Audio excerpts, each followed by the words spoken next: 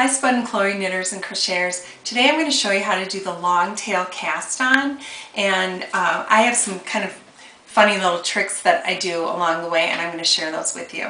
First of all, what I do is if I'm working with a worsted weight yarn, I take the end of my yarn and I measure from my nose all the way up, stretched with my arm outstretched, and I usually get about 50 stitches when I'm casting on with a worsted weight yarn. And it will be different obviously for everyone because everyone's arms are different lengths, but if you want to figure out what your length is and how many stitches that will make, it comes in really handy. So that's a good little trick for you today. And then come on around, I'm going to start showing you how to get started. So let's say I'm going to cast on. You always want to pull out a little more yarn than you think you might need, because the one problem with the long tail cast on is that sometimes when you're casting on you run out of yarn and then you have to start over again, which of course isn't very fun. It's not the biggest deal, but okay, so what you're going to do to start is you're going to do a slip knot, and that will be your first stitch. So you can make a loop with your yarn, and then you can bring the end around and pull it through the loop and pull it up. You just slip this right on your needle.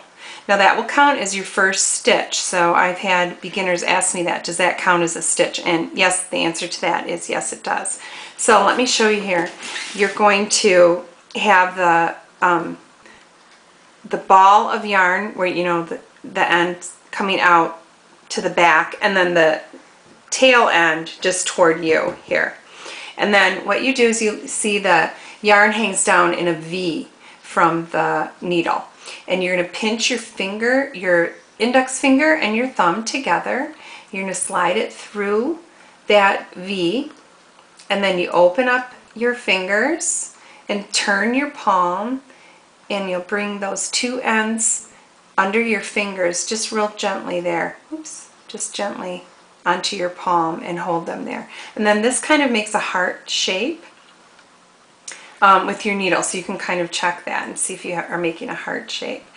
Then what you're going to do is pretend your thumb is your left needle. That's how I think of it. So you're going to go under the loop with your needle, over the yarn that's going over your index finger, pull it through, and then I take my thumb out and I stick it back through and I pull up. There's my second stitch. I had my slip stitch and my stitch that I just casted on. So my hands never really come out of the formation there. The way I'm holding the yarn. Excuse me. So then you go down under, you go over that top strand, you pull the yarn through, I take my thumb out and I pull it up. So I'll speed it up a little bit. I go under the loop there, over the top, round, and I pull through.